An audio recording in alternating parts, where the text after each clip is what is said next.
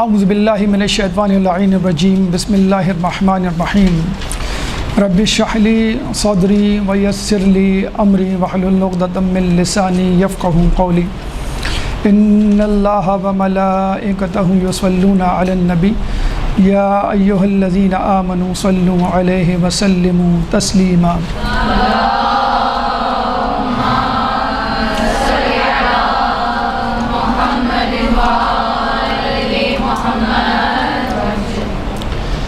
جیسے کہ آپ لوگوں کو معلوم ہے کہ ماہ ذی القعدہ کا مہینہ ہمارے 8ویں امام کی ولادت اور شہادت دونوں کا مہینہ ہے، اور اس مہینے میں امام کے سیرت کے مختلف پہلوؤں کو آپ کے سامنے اجاگر کیا جاتا ہے۔ اس سیرت کے حوالے سے علمی معجزات، کمالات، عبادات، امامت سے متعلق اسناد، علمی مناظرے، بہت ساری گفتگو اور موضوعات زیر بحث آتے ہیں، لیکن ہم یہ سمجھتے ہیں کہ سب سے زیادہ اہم نقطہ یا پہلو امام کے وہ اقوال ہیں کہ جو امام نے ہمارے لیے سنائے، چھوڑے اور قیامت تک کے لیے وہ مشعل راہ ہیں، کیونکہ ہم بحیثیت غیر معصوم، بحیثیت معموم، یعنی وہ امام ہیں، ہم معموم، ان علمی کمالات کی گرد کو بھی نہیں پہنچ سکتے، چاہے جائے کہ معجزات اور کرامات، لیکن جو اقوال پند و نصاح اور نصیحتیں، مشورے انہوں نے ہمیں دیے ہیں، وہ دیے ہی اس لیے ہیں کہ ہم ان پر عمل کریں۔ چنانچہ جو اہم ترین پہلو کسی بھی معصوم کی زندگی کا ہے وہ نصیحتیں اور مشورے ہیں جو ہمارے لیے وہ چھوڑ کر گئے۔ چنانچہ بیٹا یہ تھوڑا سا آگے کر دیں۔ اچھا، چنانچہ اسی بات کو مد نظر رکھتے ہوئے ہم نے سوچا کہ امام کے اقوال آپ کے سامنے پیش کیے جائیں۔ پہلے تو ذہن میں یہ تھا کہ 10-12 اقوال ہیں، 10-10 منٹ ہر قول پہ گفتگو کر کے لوگوں کے لیے، مینجمنٹ کے لیے آسانی بھی ہوگی کہ اس کے کلپس بنائیں۔ آج کل ویسی ٹک ٹاک کا دور ہے اور چھوٹی چھوٹی ویڈیو کلپس لوگ زیادہ سنتے ہیں، موضوع اور شخصیت سے پہلے وہ منٹس دیکھتے ہیں کہ کتنے منٹ کی ہے۔ جب ہم ان اقوال کی طرف رجوع کرتے ہیں تو پتہ چلتا ہے کہ بھئی یہ تمام اقوال ایک نشست میں مکمل نہیں ہوں گے۔ چنانچہ سوچا گیا کہ 3 اقوال کم از کم پیش کیے جائیں۔ پہلے قول سے ابتدا کی تو پتہ چلا یہ قول بھی مکمل ہونے کا نہیں ایک نشست میں، تو ہماری کیفیت سید رضی کسی ہو گئی کہ جو امیر المومنین پہ کتاب لکھنے بیٹھے تو ایک چیپٹر انہوں نے اقوال امیر المومنین کا بھی باندھا کہ اقوال حکیمانہ، جیسے آپ کہہ لیجئے نقوش عصمت میں، حسن المقال میں اور دیگر کتابوں میں ایک فصل اقوال کی بھی ہوتی ہے۔ تو جب امیر المومنین کے اقوال لکھنے بیٹھے تو وہ اتنے زیادہ جمع ہو گئے تو انہوں نے باقاعدہ اس پہ کتاب لکھ ڈالی جو اس وقت نہج البلاغہ کی صورت میں ہمارے پاس موجود ہے۔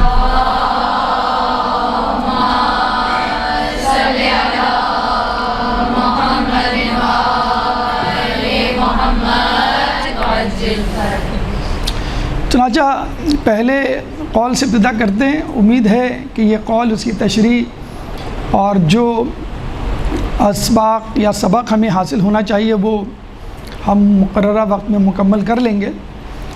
اچھا، ایک اور اہم بات، آپ لوگوں کو لکھنے کی زحمت میں ڈالنے کی ضرورت نہیں ہے کیونکہ اس کا ایک پرنٹ آؤٹ موجود ہے، بلکہ موبائل پہ، واٹس ایپ پہ تمام چیزیں جو میں بیان کروں گا انشاءاللہ، بلکہ اس سے زیادہ موجود ہیں، آپ صرف سننے پر اپنی توجہ مرکوز کریں، اور کوشش ہوگی ہماری کہ 5 منٹ یا 10 منٹ آپ کو دیے جائیں اختتام پر، کہ اس گفتگو سے متعلق جو آپ کے سامنے پیش کی جائے گی، کوئی سوال اگر آپ کے ذہن میں تو وہ آپ کریں، تو آپ کی تمام تر توجہ گفتگو اور اس گفتگو کے نتیجے میں پیدا ہونے والے اشکالات یا سوالات جو آپ اختتام پر پوچھ سکتے ہیں۔ باقی ہماری تو کوشش تھی کہ آج ہی آپ کو یہ پرنٹ آؤٹ مل جائے، لیکن کسی وجہ سے ایسا نہ ہو سکا۔ بہرحال یہ واٹس ایپ پہ موجود ہے، ہم یہاں کی انتظامیہ کو پہنچا دیں گے۔ اگر آپ کا کوئی گروپ بنا ہوا ہے تو وہ ڈائریکٹ گروپ پہ آپ کے ڈال دیں گے۔ ایک درود پڑھ دیں محمد والے محمد پہ۔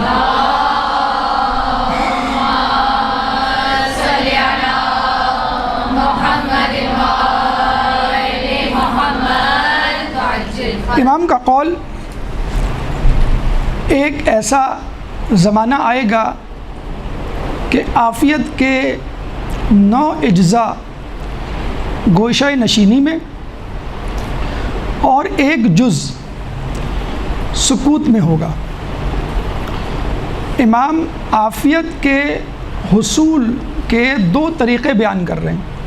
اگر آپ کو عافیت چاہیے تو نمبر 1 گوشہ نشینی اختیار کریں، اور نمبر 2 سکوت یعنی خاموشی اختیار کریں، اور ان دونوں میں ترجیح گوشہ نشینی کو دی گئی ہے، یعنی 9 حصے 90%، 10% یا 1 حصہ خاموشی کو دیا گیا ہے۔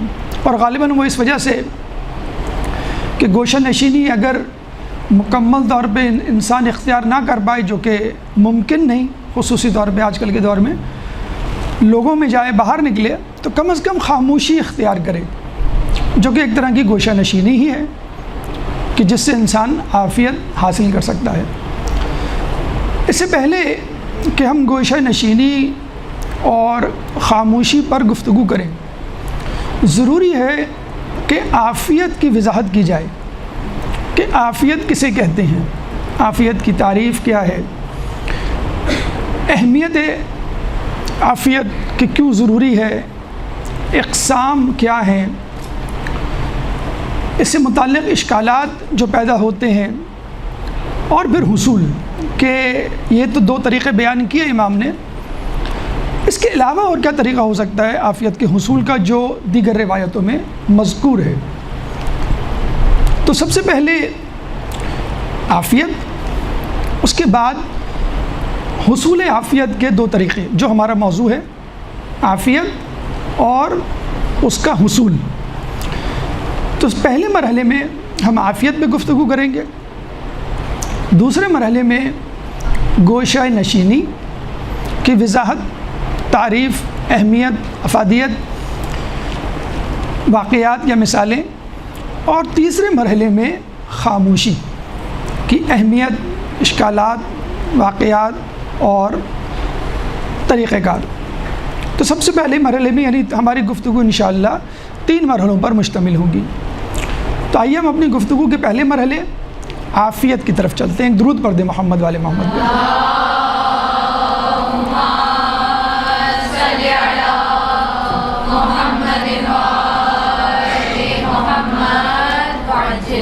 عافیت کی تعریف، عافیت یعنی سلامتی، عافیت یعنی اپنے آپ کو نقصان سے بچانا، اور اگر تفصیلی تعریف کریں، اپنے آپ کو ظاہری، باطنی، دنیاوی اور اخروی نقصانات سے بچانے کا نام عافیت ہے۔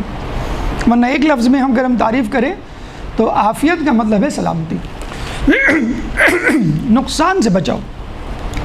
انسان کی فطرت ہے کہ وہ اپنے آپ کو نقصان سے بچاتا ہے اور فائدے کی طرف جانا چاہتا ہے۔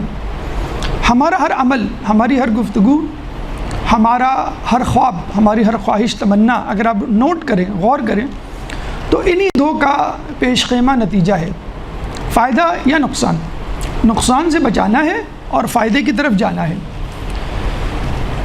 نقصان یعنی بیماری، نقصان یعنی حادثہ، نقصان یعنی لڑائی جھگڑا، گھریلو ناچاتی، نقصان یعنی معاشی تنگی، کاروباری نقصان،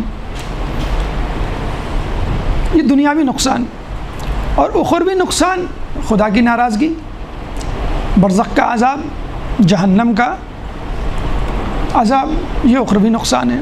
تو اس نقصان سے اپنے آپ کو بچانا ہے، اور اس کے بعد انسان کا دوسرا مرحلہ آتا ہے خواہشات کی تکمیل، یعنی فائدہ، عزت، دولت، صحت، اولاد، منصب، سکون، یہ سب خواہشات ہیں۔ اسی لیے اللہ تعالیٰ نے آپ کے نفس کو 4 قوتیں فراہم کی ہیں۔ ایک قوت جس کا نام ہے شہوت، یعنی خواہش، انسان فائدے کی تلاش میں رہتا ہے، اس کو ہم خواہش کہتے ہیں، کامیابی امتحان میں، شریک حیات کا حصول، مالی فائدہ وغیرہ وغیرہ، صحت، منصب۔ اور دوسری قوت غضب کی قوت، کہ جس سے انسان اپنے آپ کو محفوظ رکھتا ہے حادثات سے، نقصانات سے، بیماری سے، وحشی جانوروں سے اور اپنے دشمنوں سے۔ اس کے بعد 2 قوتیں اور ہیں، قوت عقل، قوت وہم۔ عقل آپ کو فہم و فراست دیتی ہے کہ کس چیز میں نقصان ہے، کس چیز میں گھاٹا ہے، ممیز کرتی ہے حق و باطل کو، صحیح اور غلط کو۔ اور چوتھی قوت، قوت وہم ہے، جو عقل کے الٹ ہے، جو فائدے کو نقصان بتاتی ہے، نقصان کو فائدہ بتاتی ہے، عقل کی ضد۔ تو بہرحال جو غضب ہے، یعنی نقصان سے بچانا، اس کا تعلق عافیت سے ہے۔ اچھا، یہ لگ تو رہی ہے کہ بڑی دقیق بحث ہے، لیکن اس لفظ کو یعنی عافیت کو ہم دن میں کئی مرتبہ استعمال کرتے ہیں۔ مثلاً آپ یہ کہتے ہیں اکثر، معاف کیجیے گا، میں معافی چاہتا ہوں۔ کوئی فقیر آپ سے کچھ مانگتا ہے تو ہم کہتے ہیں معاف کرو۔ تو یہ سب کیا ہے؟ معافی چاہتا ہوں، معاف کرو، معاف کر دینا، یہ عافیت ہی سے تو نکلا ہے۔ تو ہم لوگوں سے کیوں عافیت طلب کر رہے ہیں؟ اس لیے مثلاً آپ باہر نکلتے ہیں درس کے بعد، آپ کا پاؤں کسی کے جوتے پہ پڑ جاتا ہے، تو وہ آپ کو گھور کے دیکھتا ہے، تو آپ کیا کہتے ہیں؟ سوری، معاف کیجیے گا۔ کیوں آپ کہتے ہیں معافی، سوری، میں معافی چاہتا ہوں؟ تاکہ جس عمل کی وجہ سے وہ شخص غصے میں آیا ہے، وہ غصے میں آ کر وہی عمل آپ کے ساتھ نہ کرے، یعنی آپ کے جوتے پہ پیر رکھ دے۔ کونی لگ گئی آپ کی کسی کو، آپ فوراً کہتے ہیں سوری، میں نے دیکھا نہیں تھا، معافی چاہتا ہوں میں۔ کیوں؟ آپ کو ڈر ہے کہ وہ آپ کو پلٹ کے گھونسا نہ مار دے، کونی نہ مار دے۔ گاڑی ہٹ کر دیتے ہیں آپ فوراً کہتے ہیں معذرت، میں نے دیکھا نہیں تھا، لائٹ میرے اوپر پڑ گئی یا میرا بریک فیل ہو گیا وغیرہ وغیرہ۔ کیوں؟ آپ نہیں چاہتے کہ وہ آپ کی گاڑی کو ہٹ کرے یا آپ سے کمپنسیشن مانگے، تو ہم چاہتے ہیں کہ مجھے معاف کر دیجئے۔ تو جو شخص بھی معافی مانگ رہا ہوتا ہے، دراصل عافیت طلب کر رہا ہے کہ آپ میرے ساتھ وہ نہ کیجئے جو میں نے آپ کے ساتھ کیا، کیونکہ میں نے جو آپ کے ساتھ کیا وہ سہون کیا، غلطی سے کیا، میرا باخدا انداز ارادہ نہیں تھا عمدن کرنے کا۔ تو یہ ہے عافیت، اپنے آپ کو نقصان سے بچانا۔ اچھا، ایک قسم کی عافیت آج کل ادارے پرائیویٹ یا گورنمنٹ کے لوگوں کو تقسیم کرتے ہیں، جس کو ہم کہتے ہیں انشورنس۔ صحت کی انشورنس ہوتی ہے، گاڑی کی انشورنس ہوتی ہے، موت کی انشورنس ہوتی ہے۔ اس میں کیا ہوتا ہے؟ مثلاً گاڑی کا حادثہ ہو گیا، گاڑی چوری ہو گئی، آپ کو کمپنسیشن دی جاتی ہے۔ بیماری ہو گئی تو آپ کے ٹیسٹ اور علاج معالجہ انشورنس کمپنی کے ذمہ ہوتا ہے، حتیٰ کہ آپ کے کسی رشتہ دار کی، اسپاؤس کی، اولاد کی، کسی کی بھی ڈیتھ ہو گئی تو وہ کلیم کرتے ہیں اور کچھ اماؤنٹ آپ کو ملتی ہے۔ لیکن یہ جو انشورنس ہے دنیاوی، وہ نقصان کے بعد ہوتی ہے، یعنی ڈیتھ ہو گئی، گاڑی کا ایکسیڈنٹ ہو گیا، گاڑی چوری ہو گئی، یا آپ بیمار پڑ گئے، اس کا علاج و معالجہ۔ کوئی انشورنس کمپنی یہ نہیں کہتی کہ جو آپ انشورنس کروا رہے ہیں اس سے انشاءاللہ آپ کو نقصان نہیں ہوگا، آپ عافیت میں رہیں گے، ایسا نہیں ہوتا۔ ہم جو عافیت آپ کے سامنے بیان کر رہے ہیں وہ عافیت ہے جو ہم اللہ تعالیٰ سے کسی نقصان سے پہلے مانگ رہے ہوتے ہیں، اور یہی اصل عافیت ہے۔ نقصان کے بعد اگر چور مال چرا کے لے گیا، پھر پولیس آتی ہے تو کیا فائدہ؟ بیمار ہونے کے بعد آپ کئی دن تکلیف میں، بخار میں گزارتے ہیں، ٹھیک ہے علاج و معالجہ تو ہو گیا، لیکن 10 دن 15 دن آپ جو بیمار رہے یا خدا نخواستہ کوئی ایسی بیماری لاحق ہو گئی کہ جو دائمی نوعیت کی تھی، تو پھر علاج معالجے کا کیا فائدہ؟ ٹھیک ہے وہ چلتا رہے گا، بیماری بھی چلتی رہے گی۔ تو ہم یہاں پر اس عافیت کی بات کر رہے ہیں کہ جو ہم اللہ سے طلب کرتے ہیں نقصان سے پہلے، اور یہ بہترین عافیت ہے۔ تو عافیت کیا ہے؟ نقصان سے بچاؤ، یا دوسرے لفظوں میں سلامتی۔ عافیت کی اہمیت کیا ہے؟ عافیت کی اہمیت کا اندازہ اس بات سے لگا لیجئے کہ روایتوں میں آیا ہے کہ عافیت ایک خفیہ نعمت ہے کہ جو ہوتی ہے تو بھولی ہوئی ہوتی ہے، اور جب معدوم ہو جاتی ہے تو لوگ اس کو تلاش کرتے ہیں۔ دیکھیں آپ کے پاس صحت ہے لیکن آپ کو اندازہ ہی نہیں کتنی بڑی نعمت ہے۔ جب آپ بیمار پڑتے ہیں، بخار ہوتا ہے، بلڈ پریشر، شوگر، خدا نخواستہ، یا خدا نخواستہ کسی کو فالج کا اٹیک، تو اس کو اندازہ ہوتا ہے۔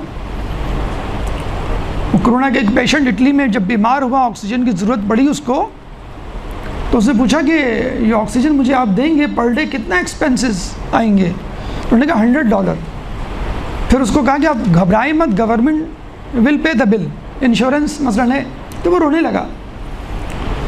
تو ہاسپٹل والوں نے پوچھا آپ کیوں رو رہے ہیں؟ بل تو گورنمنٹ دے گی اور آکسیجن دیں گے تو انشاءاللہ آپ ٹھیک ہو جائیں گے۔ کہہ لیں گے میں 60 سال سے اس آکسیجن کو استعمال کر رہا ہوں لیکن کبھی اللہ کا میں نے شکر نہیں ادا کیا کہ فری آف کاسٹ فضا میں موجود ہے۔ اب یہاں آ کے جب آکسیجن کم پڑ گئی میرے جسم میں، یا میرے جسم میں استطاعت نہیں اس کو لینے کی، تو مجھے اندازہ ہو رہا ہے کتنی بڑی اہمیت ہے۔ تو عافیت وہ چیز ہے کہ جب چلی جاتی ہے تب انسان کو احساس ہوتا ہے۔ تو ظاہری چیز عموماً انسان کو پتہ ہوتی ہے اور وہ اس کا شکر بھی ادا کرتا ہے، کچھ لوگ شکر بھی نہیں ادا کرتے، لیکن جو چیز پہلے سے موجود ہوتی ہے، جو آپ کو ملے دعا کر کے، خواہش کر کے، محنت کر کے، تو وہ آپ اس کا شکر ادا کر لیتے ہیں اگر کریں۔ لیکن جو چیز پہلے سے موجود ہے، اچھے ماں باپ ملے ہوئے ہیں، اچھا گھرانہ ملا ہوا ہے، اچھے دوست احباب، بہن بھائی، اچھا ذہن، صحیح سالم جسم، لیکن آپ شکر نہیں ادا کرتے، خدا نخواستہ جب تک اللہ کی دی ہوئی نعمت آپ کے ہاتھ سے چلی نہ جائے۔ تو یہ ایک اہمیت ہے اس کی۔ دوسری اہمیت اس حوالے سے اندازہ لگا لیجیے کہ خود امیر المومنین حضرت علی ابن ابی طالب، اللہم صلی علی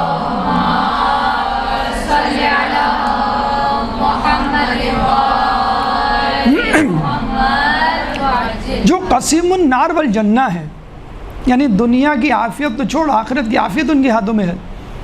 وہ فرماتے ہیں اللہ تو مجھے جب تک زندہ رکھے میرے اور عافیت کے درمیان جدائی نہ ڈال۔ بتائیے، قسیم النار والجنہ، جس کے ہاتھ میں ہے پل صراط سے گزرنا، جس کے ہاتھ میں ہے جہنم، جس کے ہاتھ میں ہے جنت، جس کے بیٹوں کے ہاتھ میں سرداری ہے، جس کی زوجہ کے ہاتھ میں عورتوں کی سرداری ہے، وہ اللہ تعالیٰ سے عافیت مانگ رہا ہے، اور ایسی عافیت کہ ایک پل کے لیے جدا نہ ہو۔ تو پھر ہم مولا کے ماننے والے کیوں نہ اس عافیت کو طلب کریں؟ مولا کے ماننے والوں میں ایک ابو ذر غفاری، کہ جن کے بارے میں کہا جاتا ہے کہ آسمان نے ان جیسا سچا شخص نہیں دیکھا۔ وہ کیا فرماتے ہیں؟ ان کی ایک دعا ہے چند کلمات پر مشتمل، کہ جس کے بارے میں کہا جاتا ہے، روایتوں میں ہے کہ وہ دنیا سے زیادہ آسمانوں پر مشہور ہے۔ کیا خوبصورت دعا ہوگی! کیا دعا ہے؟ اے اللہ، میں تجھ پر ایمان، تیرے پیغمبر کی تصدیق، تمام لوگوں سے عافیت، اس عافیت پہ شکر، اور برے اور بدترین لوگوں سے بے نیازی کی درخواست کرتا ہوں۔ 5 چیزیں، 5 دعائیں جو دنیا سے زیادہ آخرت، دنیا زمین سے زیادہ آسمانوں میں مشہور ہے۔ تجھ پر ایمان بہت اہم دولت ہے، سب سے اہم چیز ہی ایمان ہے، کہ جس کے بارے میں مولا نے رسول اللہ سے پوچھا، جب کہا کہ اے علی تمہارا کیا حال ہوگا کہ جب میرے بعد لوگوں کے کینے ظاہر ہوں گے تمہارے لیے؟ تو مولا نے کچھ نہیں کہا کہ کون کون ہوگا میرا دشمن، میں کیسے ان کو جو ہوں سامنا کروں گا، کیسے ان کو ماروں گا، قتل کروں گا یا ان سے لڑوں گا۔ یہ کہا کیا میرا ایمان سلامت رہے گا؟ رسول نے کہا کیوں نہیں، بس ٹھیک ہے، مجھے کوئی فکر نہیں۔ تو یہ ہے وہ سب سے اہم دولت۔ ابو ذر غفاری مانگ رہے ہیں تجھ پر ایمان، تیرے پیغمبر کی تصدیق، کیونکہ پیغمبر کی تصدیق ہی کر کے آپ ایمان کو حاصل کر سکیں گے۔ لوگوں سے عافیت، تمام لوگوں سے، کیونکہ بعض اوقات دشمن بھی نقصان دیتا ہے اور نادان دوست بھی نقصان دے جاتا ہے، اور پھر اس عافیت پہ شکر، لَإِن شَكَرْتُمْ لَأَزِيدَنَّكُمْ وَلَئِن كَفَرْتُمْ إِنَّ عَذَابِي لَشَدِيدٌ، اگر تم میرا شکر کا ادا کرو گے تو میں اور دوں گا، اگر تم نے کفر کیا تو جان لو کہ میرا عذاب بہت شدید ہے۔ تو صرف عافیت نہیں، نعمت نہیں، اس پر شکر کرنا بھی ایک بہت بڑی سعادت اور توفیق ہے۔ آپ کو نعمتیں مل جائیں، شکر کی توفیق نہ ہو، کفر کریں، تو پھر آپ کن صفوں میں شامل ہو جائیں گے؟ کن لوگوں کی؟ نمرود، شداد، فرعون، حامان، قارون، یزید، بنو امیہ، بنو عباس، جن پہ نعمتیں تھیں، نعمتوں کے شکر ادا کرنے کا، جسے کہتے ہیں وقت نہ ملا، توفیق نہ ملی، غور و فکر نہیں کیا انہوں نے۔ تو عافیت پر شکر اور بدترین برے لوگوں سے بے نیازی، کہ مجھے ان کے سامنے جانا نہ پڑے۔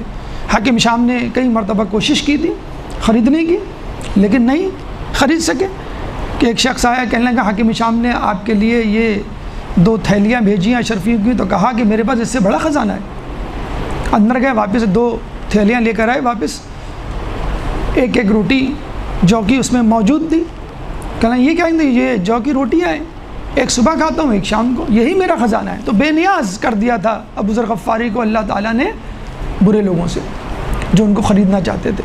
جب غلام نے کہا کہ آپ لے لیجئے، اس نے کہا ہے کہ اگر آپ لے لیں گے تو وہ مجھے آزاد کر دے گا۔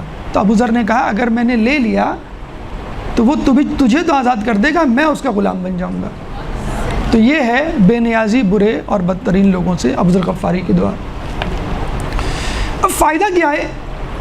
صحت کا ایک الگ فائدہ ہے، معاشی خوشحالی کا ایک الگ فائدہ ہے، والدین، اچھے دوست، ان کا ایک الگ فائدہ ہے، منصب کا، ہر نعمت کا الگ فائدہ ہے، اور اسی کو عافیت کہتے ہیں۔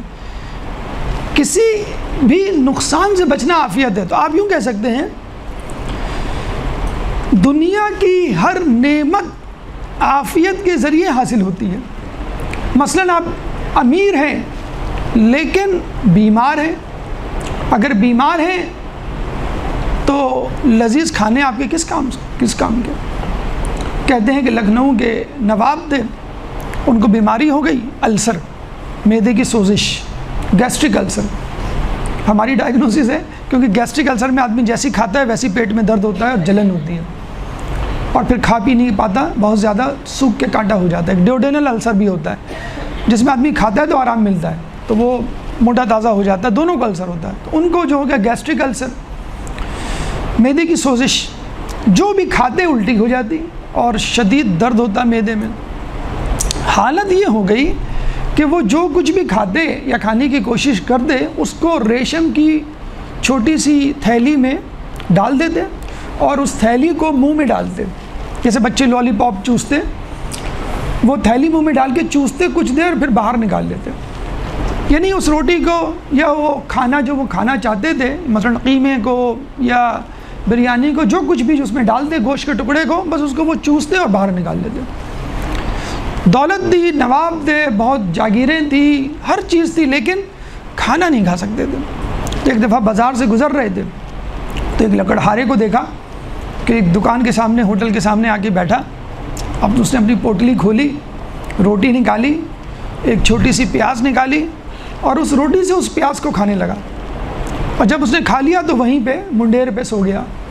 تو لکھنؤ کے نواب نے کہا کہ اگر کوئی ایسی صورت ہو کہ میں اپنی ساری دولت اس لکڑہارے کو دے دوں تو میں اس لکڑہارے کی جگہ آنے کے لیے تیار ہوں، کہ مجھے یہ روٹی اور پیاز نصیب ہو جائے، کیونکہ میرے پاس تمام دولت ہے، لذیذ کھانے، لیکن میں استفادہ نہیں حاصل کر سکتا۔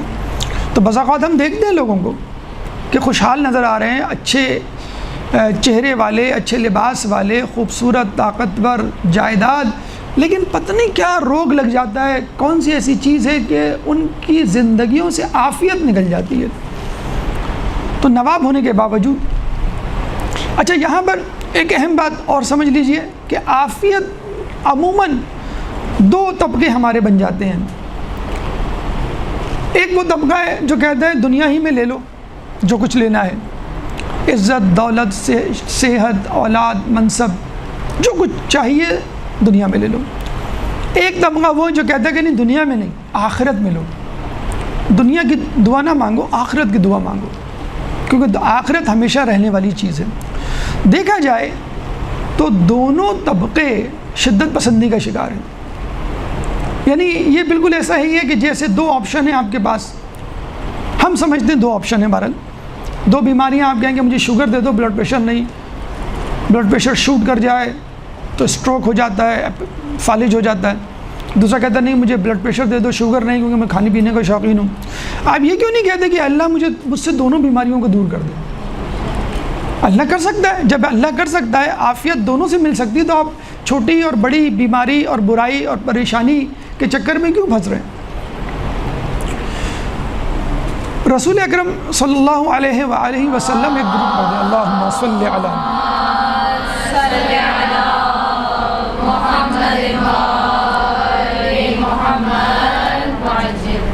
کی عادت دی کہ جب وہ نماز پڑھا کر فارغ ہوتے تو جو شخص موجود نہ ہوتا اس کے بارے میں استفسار کرتے کہ وہ شخص کہاں ہے، بتایا جاتا فلاں جگہ گیا ہے، فلاں کام سے اس وجہ سے نہیں آیا۔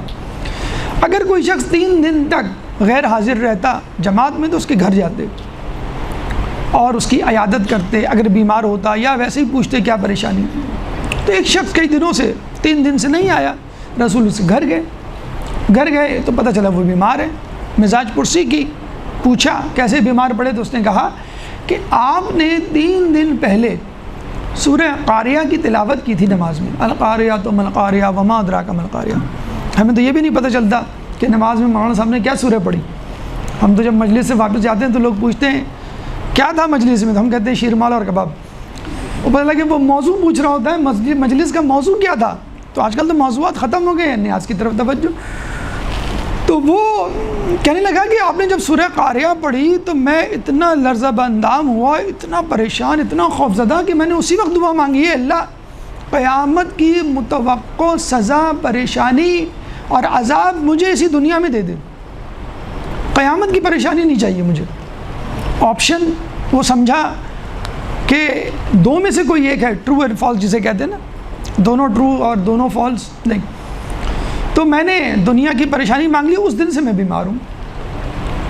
اب رسول کو چاہیے تھا اس کی تعریف کرتے، کیا تقویٰ ہے، کیا پرہیزگاری ہے، ماشاءاللہ، کیا معرفت ہے، قیامت ہے، روز محشر میں نے بیان کیا اور تمہارے سامنے آ گیا۔ رسول نے کیا کہا، تو نے یہ دعا کیوں نہ مانگی، ربنا آتنا فی الدنیا حسنۃ وفی الآخرۃ حسنہ، سورہ بقرہ آیت نمبر 201، کہ اللہ ربنا آتنا فی الدنیا حسنہ، اس دنیا میں مجھے حسنات، اپنی رحمتیں، نعمتیں، بلیسنگز عطا کر، وفی الآخرۃ حسنہ، اور آخرت میں بھی، وقنا عذاب النار، اور عذاب، یعنی ہر چیز چاہیے دنیا کی، کیوں؟ کیونکہ دنیا بھی اللہ کی ہے، آخرت بھی اللہ کی ہے۔ لمن الملک اليوم للہ الواحد القہار، بلا شبہ یہ صدا ہاتف غیبی قیامت میں بلند ہوگی۔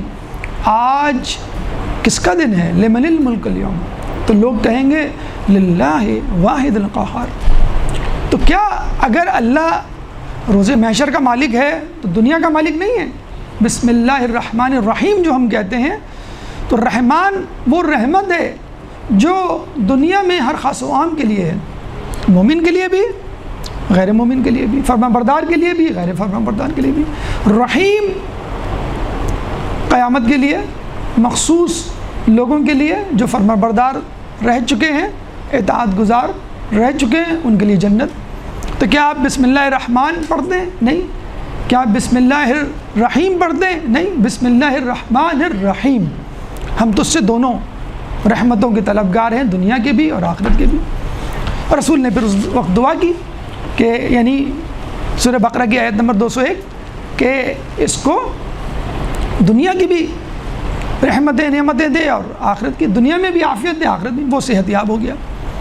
تو ہم کیوں نہیں مانگتے؟ دنیا بھی مانگے، آخرت بھی مانگے۔ زاہد خشک بننے کی کیا ضرورت؟ کیوں اپنے آپ کو آزمائشوں کے لیے دھکیلنے کی، اپنے آپ کو آزمائشوں میں کودنے کی کیا ضرورت آپ کو، کہ جب آپ کو جنت ویسی مل رہی ہے، جب آپ کو عافیت کے ساتھ جنت مل رہی ہے۔ اچھا، ایک تو یہ بات ہوگی کہ دنیا اور آخرت دونوں مانگ لیں، ٹھیک۔ اچھا پھر دنیا میں لوگوں میں ایک کنفیوژن ہو جاتا ہے، جیسے ہم نے کہا بلڈ پریشر شوگر تو کون سی بیماری مانگی، ارے آپ دونوں بیماری سے عافیت طلب کریں۔ حضرت یوسف علیہ السلام کے ساتھ کیا ہوا تھا؟ یوسف علیہ السلام جب زندان میں گئے تو اللہ سے کہا کہ یہ تو بتا کہ تو نے کس وجہ سے مجھے زندان کا مستحق ٹھہرایا؟ اللہ نے کہا خود تمہاری وجہ سے، تمہیں نے تو کہا تھا۔ اے اللہ، اس سے بہتر تو زندان ہے کہ جس کی طرف یہ عورتیں مجھے بلاتی ہیں۔ اگر تم یہ کہہ دیتے اس سے بہتر تو عافیت ہے تو میں تمہیں عافیت دے دیتا، زندان میں نہ ڈالتا۔ تم نے خود کہا تھا زندان میں، یہ تمہارا آپشن تھا۔ دیکھیں منہ سے نکلا ہوا جملہ دعا اللہ نے فوراً کیا۔ اس میں اللہ کا کیا قصور؟ جب آپ نے چھوٹی پریشانی مانگی تو آپ مانگ لیں۔ اسی طرح کا ایک ملتا جلتا واقعہ ایک بزرگ کا ملتا ہے۔ بزرگ تھے، بڑھاپا آ چکا تھا، اولاد نہیں تھی، کوئی ساتھ دینے والا نہیں تھا، تو جنگل سے لکڑیاں کاٹ کے لاتے، بڑی مشکل سے 2 روٹیاں حاصل کر پاتے اور بہت مشقت اٹھاتے۔ تو اللہ تعالیٰ سے انہوں نے دعا کی، اللہ مجھے کسی طرح بلا مشقت 2 روٹیاں دے دے، مجھے کچھ کرنا نہ پڑے اور مل جائیں بیٹھے بٹھائے۔ دوسرے دن ایک بازار سے گزر ہوا تو 2 لوگوں کو لڑتے ہوئے دیکھا، بیچ بچاؤ کرانے گئے، فائٹنگ باقاعدہ وہاں پہ فزیکل فائٹ جسے کہتے شروع ہو گئی۔ تو ایک مکہ ان کو بھی پڑ گیا، ان کے دانت سے خون نکلنے لگا۔ پولیس پہنچی تو تینوں کو پکڑ کے لے گئی، یہ بھی خون میں لت پت، باقی 2 بھی خون میں لت پت، سمجھے یہ تینوں لڑنے والے ہیں، تینوں کو جیل میں ڈال دیا۔ اب ان کو 1 روٹی صبح ملتی، 1 روٹی رات کو، تو 2 روٹیاں بلا مشقت۔ اب ان کو لکڑیاں نہیں کاٹنی پڑی، باہر نہیں جانا پڑا، اور گھر بیٹھے ہوم ڈیلیوری جیسے ہمارے یہاں ہوتا ہے نا، فون کیا اور گھر پہ آ کے، اب بل بھی نہیں دینا پڑا ان کو ماشاءاللہ۔ اب وہ رونے لگے، اللہ تعالیٰ سے دعا کرنے لگے کہ تو نے مجھے تو حاطف غیبی سے آواز آئی، تم نے تو کہا تھا مجھے بلا مشقت 2 روٹی دے دے، تم نے عافیت کیوں نہیں مانگی؟ تو انہوں نے عافیت طلب کی۔ تو اسی وقت جیلر آیا، کہتے ہیں کچھ دیر کے بعد کہا کہ بھائی تم میں سے فلاں کون ہے؟ اچھا یہ ہیں بھائی، آپ آ جائیں، آپ نہیں تھے لڑائی میں، ہم نے غلطی سے آپ کو ڈال دیا۔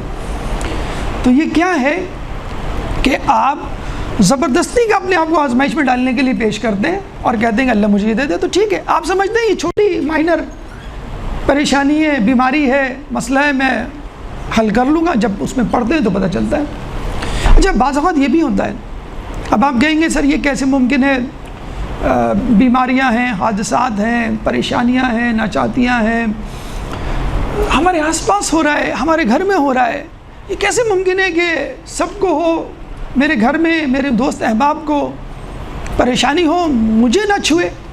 آج کل کے دور میں کیسے ممکن ہے؟ تو کہتے ہیں نوح علیہ السلام کے دور میں جب وہ کشتی بنا رہے تھے تو ایک ضعیفہ آئی، کہنے لگی نوح کشتی کب بنے گی؟ کہنے بس بننے والی ہے۔ پھر دوسرے دن آئی، پھر کچھ دنوں کے بعد آئی، اب وہ کشتی بننے میں بھی سالوں لگ گئے۔ تو بڑھیا نے کہا یہ کشتی کب؟ نوح علیہ السلام نے کہا کہ آپ اپنی جگہ پہ رہیں، ہم آپ کو میسج کر دیں گے، یعنی آج کل کے زبان میں ہم آپ کو بتا دیں گے، مطلع کر دیں گے، آپ فکر نہ کریں۔ تو وہ بڑھیا چلی گئی۔ اب جیسی کشتی تیار ہوئی، حکم الہی آیا، لوگ اس میں سوار ہوئے، جانور بھی سوار ہوئے، اور آپ کو معلوم ہے جب طوفان آتا ہے تو آدمی کو اپنا ہوش نہیں رہتا کہ دوسرے کا۔ نوح علیہ السلام بھول گئے۔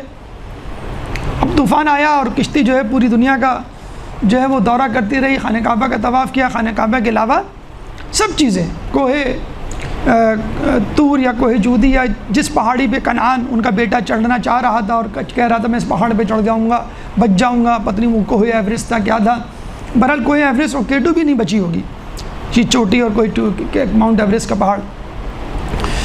اب یہ طوفان تھم گیا، کوہ جودی پہ کشتیاں آ کے ٹھہر گئی، لوگ اتر آئے۔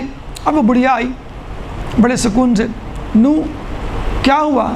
کشتی تیار ہو گئی؟ نوح علیہ السلام نے کہا کشتی تیار ہو گئی، سیلاب آ گیا، سیلاب چلا بھی گیا، ہم تو خیر عافیت سے اتر بھی گئے، تمہیں پتہ نہیں چلا؟ کہ باخدا مجھے پتہ نہیں چلا، میں اپنے گھر میں تھی۔ حدیث میں ہے کہ بلائیں ان لوگوں کے پاس سے جو عافیت مانگتے ہیں، بلائیں ان کے پاس سے آ کر گزر جاتی ہیں، ان کو پتہ بھی نہیں چلتا۔ جس طرح اللہم صلی علی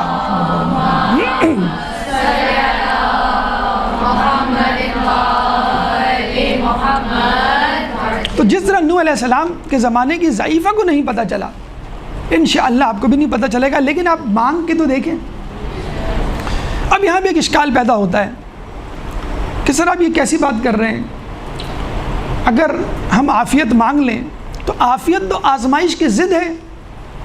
اگر ہم عافیت مانگیں گے تو آزمائش نہیں ہوگی، آزمائش ہوگی تو عافیت نہیں ہوگی. اور مومن کے لیے تو آزمائش شرط ہے. وَلَنَبْلُوَنَّكُمْ بِشَيْءٍ مِّنَ الْخَوْفِ وَالْجُوعِ وَنَقْصٍ مِّنَ الْأَمْوَالِ وَالْأَنفُسِ وَالثَّمَرَاتِ وَبَشِّرِ الصَّابِرِينَ الَّذِينَ إِذَا أَصَابَتْهُمْ قَالُوا إِنَّا لِلَّهِ وَإِنَّا إِلَيْهِ راجعون. سورہ بقرہ اللہ تعالیٰ فرماتا ہے ہم تمہیں ضرور بالضرور، انگلش میں ایک شوڈ ہوتا ہے، ایک مسٹ ہوتا ہے. یہ شوڈ ایک کیوب ہے، لام تاکید ہے اور نون تاکید ثقیلہ، 3 تاکیدات ہیں. سرٹنلی فور شور تمہیں آزمائیں گے. بشیء من الخوف والجوع، خوف سے اور بھوک سے. ونقص من الاموال، پیسوں میں کمی سے. والانفس، جان میں کمی سے، بیماریاں مثلا. والثمرات، اور اناج میں کمی سے. یہ کرونا کرائسس میں یہ تمام چیزیں آپ نے دیکھی ہیں. لوگ اپنی جان سے ہاتھ دھو رہے ہیں، فصلوں سے ہاتھ دھو رہے ہیں، جاب سے ہاتھ دھو رہے ہیں. خوف کچھ نہیں تو خوف میں مبتلا ہیں کہ ہمیں بیماری نہ لگ جائے وغیرہ وغیرہ. تو اللہ تو آزمائے گا. تو ہم یہ کیسے کہہ سکتے ہیں بھائی عافیت مانگیں اور آزمائش نہ مانگیں؟ تو سن لیجئے ان مع العسر یسرا فإن مع العسر یسرا. تکلیف کے بعد آسانی ہے، تکلیف کے بعد آسانی ہے. تو جب تکلیف کے بعد آسانی ہے تو آسانی کے بعد تکلیف ہے. اگر دن کے بعد رات ہے تو رات کے بعد دن ہے. مجھے بڑے بوڑھے کہتے ہیں کہ اچھے دن نہیں رہتے تو برے دن بھی نہیں رہتے.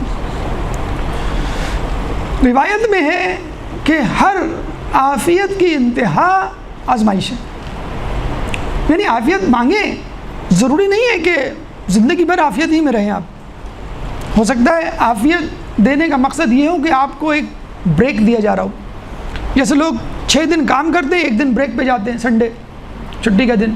ہو سکتا ہے آپ کو 6 دن آرام دیا جا رہا ہے، 1 دن محنت مشقت. جیسے فوج ہے، سارا سال ٹریننگ کرتی ہے، شاید 10 سال بعد 20 سال بعد جنگ کی نوبت آتی ہے. تو کیا وہ عافیت کے دن نہ گزاریں؟ تو ہو سکتا ہے اللہ تعالیٰ نے آپ کو عافیت اس لیے دی ہے کہ آپ تیار ہو جائیں اور یہ نہ کہیں کہ اللہ روزانہ ایک نئی مصیبت. یہ کہیں کہ تو نے اچھا کھلایا اتنے عرصے، آج دال روٹی کھا لی. تو نے اچھا پہنایا، آج سادہ لباس پہن لیا. تو نے اچھی جگہ رکھا، آج جو ہے وہ چھوٹے گھر میں آ کے وغیرہ وغیرہ. تو کہنے کا مقصد یہ ہے کہ روایت میں ہے کہ ہر عافیت کی انتہا آزمائش ہے. اچھا کیا بہتر ہے اگر آپ کو آپشن دیا جائے کہ بھئی آزمائش چاہیے یا عافیت چاہیے؟ کہتے ہیں کہ ایک دفعہ ایک شخص دعا مانگ رہا تھا، اے اللہ مجھے صبر کی توفیق دے. تو ہمارے چوتھے امام، امام زین العابدین علیہ السلام، اللہم صلی علی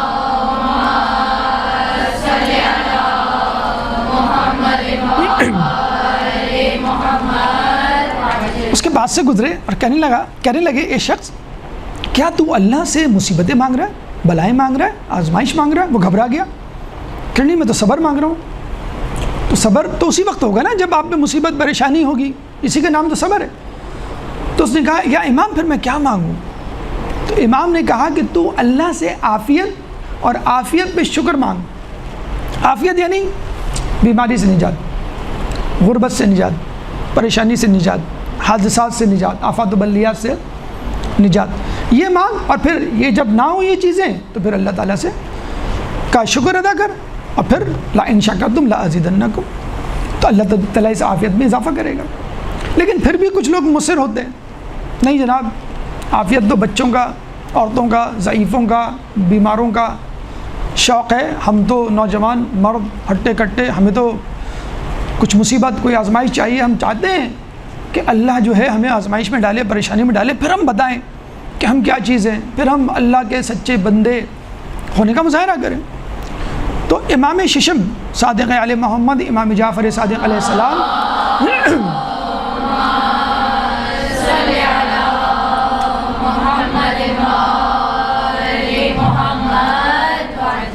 فرماتے ہیں اپنے سامنے بیٹھے ہوئے اصحاب سے کہ تم اللہ سے عافیت و بخشش طلب کرو کیونکہ تم آزمائش کے قابل نہیں. تم سے پہلے لوگوں کو آروں سے چیرا جاتا تھا تاکہ وہ کلمہ کفر بیان کرے، لیکن وہ کلمہ کفر نہیں کہتے تھے. اب آپ مجھے بتلائیے امام کے اصحاب امام کے سامنے بیٹھے ہوئے اور امام ان کو آزمائش کے قابل نہیں سمجھ رہے، تو وہ لوگ جو امام کے بعد یعنی ہم لوگ اس زمانے میں پیدا ہوں گے جب امام بھی ہمارا سامنے نہیں، جس کے لیے خود چھٹے امام ایک دفعہ گریہ کرتے کرتے لوگ جب آئے اور انہوں نے استفسار کیا امام کیوں گریہ کر رہے تھے، انہی چھٹے امام نے کہا تھا میں گریہ کر رہا ہوں ان لوگوں پر جو زمانہ غیبت میں پیدا ہوں گے اور ان کے پائے استقامت میں لغزش ہوگی۔ تو جب امام کے سامنے بیٹھے ہوئے لوگ آزمائش کے قابل نہیں تو ہم جیسے کس کھیت کی مولی، کس آزمائش کے طلبگار جو ہم بڑے جسے کہتے ہیں کہ اپنے آپ کو فخر سے کہتے ہیں کہ ہم آزمائش میں، تو خدارا اپنے آپ کو فضول میں اپنے آپ کو خطرے میں نہ ڈالیے جب اللہ تعالیٰ آپ کو ویسے ہی عافیت اور جنت دینے پہ طلب ہے۔ حدیث رسول ہے کہ کچھ لوگ اللہ کے کچھ نیک بندے ایسے ہیں کہ جن کو اللہ دنیا میں عافیت کے ساتھ رکھتا ہے اور عافیت کے ساتھ جنت میں داخل کرے گا۔ اس کا مطلب یہ ہے کہ ممکن ہے کہ آپ اس دنیا میں بھی کچھ لوگ گھبرا جاتے ہیں، پریشان ہو جاتے ہیں، بھی ہم صحت مند بھی ہیں، ہم دولت مند بھی ہیں، صاحب اولاد بھی ہیں، اچھا گھرانہ خاندان ہے، محبت کرنے والے لوگ ہیں، کوئی حادثہ بھی نہیں ہوتا، خدا نخواستہ چوری ڈکیتی کسی قسم کی پریشانی نہیں ہے، کوئی دشمن بھی ہمیں نظر نہیں آتا، تو اس کا مطلب یہ نہیں ہے نعوذ باللہ اللہ نے آپ کو آپ کے حال پہ چھوڑ دیا۔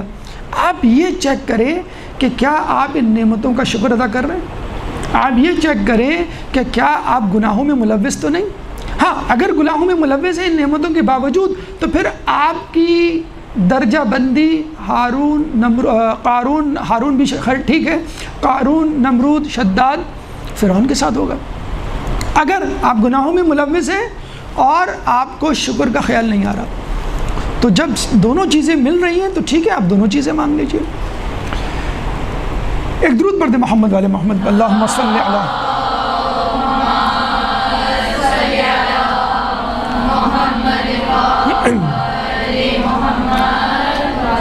اب آئیے عافیت کی تعریف، اہمیت، اقسام، اشکالات کو سمجھنے کے بعد اس کا حصول کیسے حاصل کریں اس کو۔ دو طریقے تو امام رضا نے جن کا یہ مہینہ ہے بتا دیے۔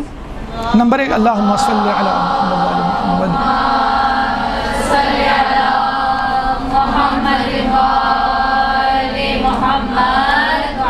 کہ گوشہ نشینی اور خاموشی، گوشہ نشینی 90%، 9 خاموشی 10۔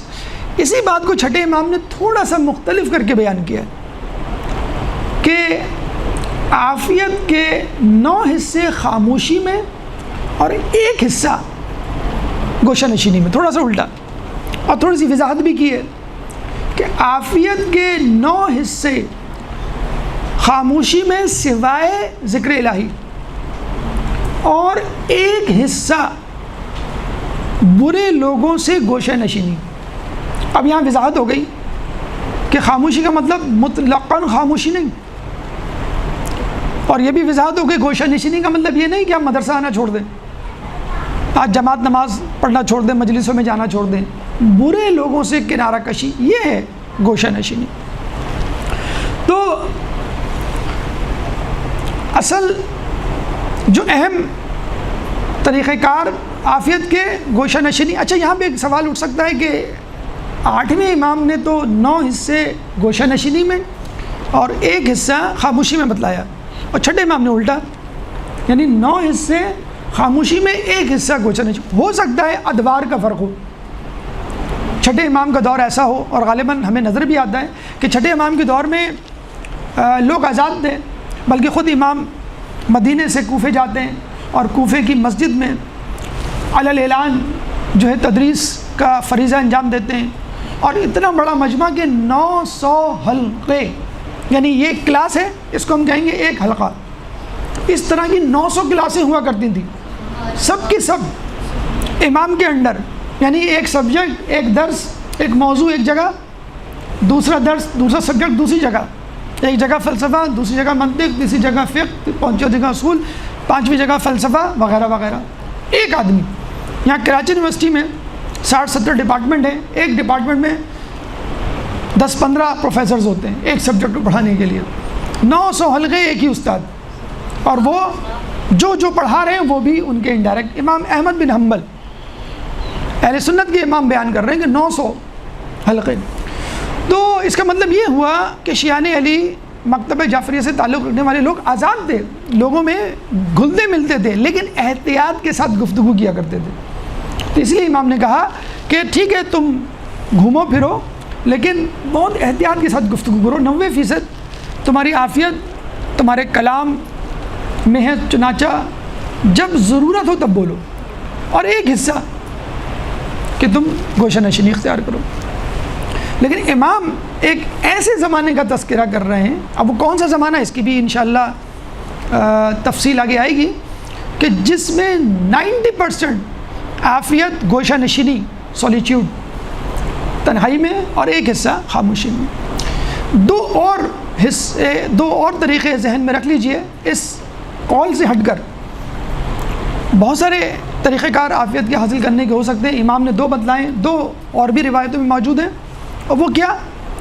روایت میں ہے کہ جو شخص چاہتا ہے کہ اس کو طویل عرصے تک عافیت حاصل رہے تو وہ اپنے اندر خوف الہی پیدا کرے۔ خوف الہی کیا ہے؟ اللہ کی ناراضگی سے بچنا۔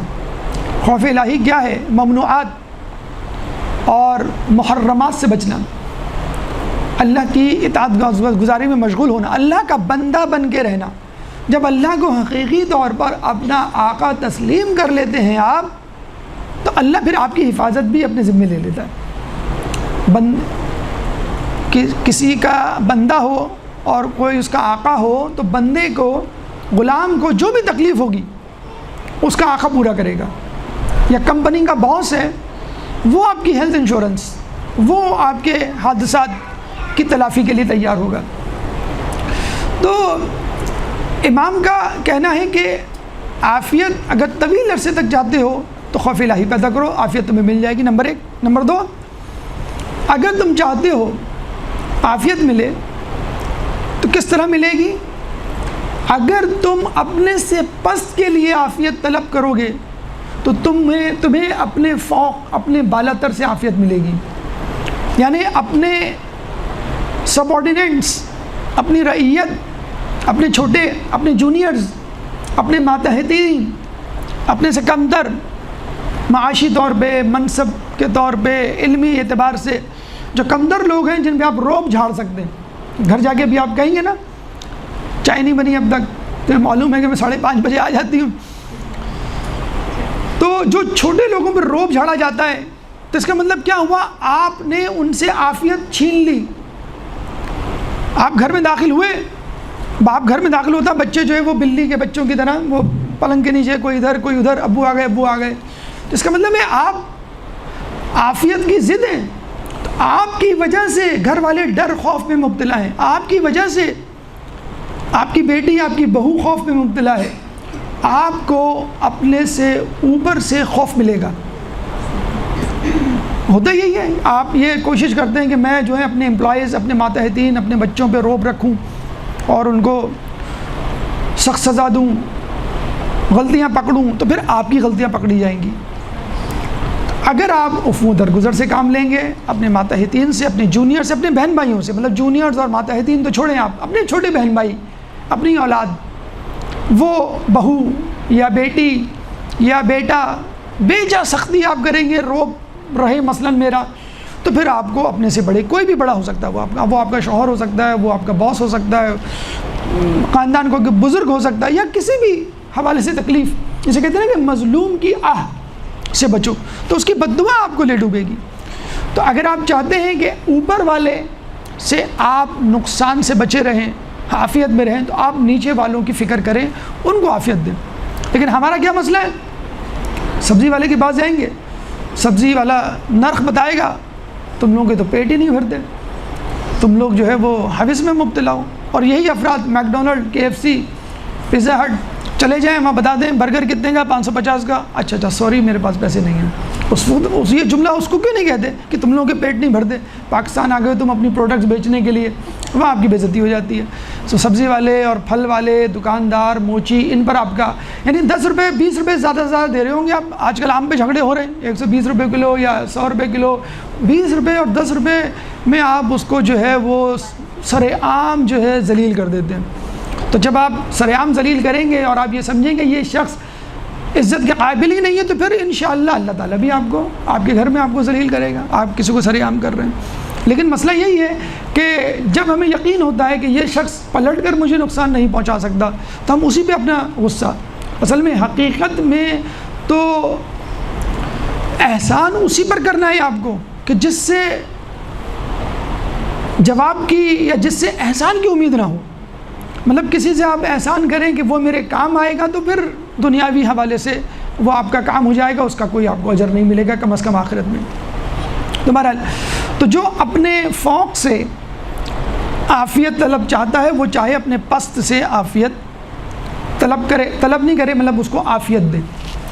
بہرحال جو امام نے ہمیں 2 طریقے بتائے ہیں, ایک ہے گوشہ نشینی, ایک ہے خاموشی. اب ان پہ ہم گفتگو کر لیتے ہیں کیونکہ عافیت کو ہم کسی حد تک سمجھ سکیں. اب ہم گوشہ نشینی یعنی اپنی گفتگو کے دوسرے مرحلے کی طرف چلیں گے. گوشہ نشینی کیا ہے, گوشہ نشینی کی اہمیت کیا ہے, گوشہ نشینی کے فوائد کیا ہیں, ہمارے پاس وہ کیا مثالیں ہیں کہ جن کو دیکھ کر ہم کہہ سکتے ہیں گوشہ نشینی ایک بہت مفید چیز ہے.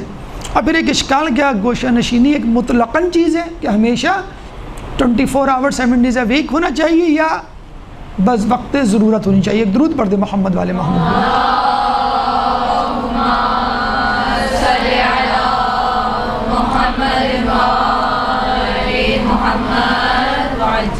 گوشہ نشینی, گوشہ نشینی کے حوالے سے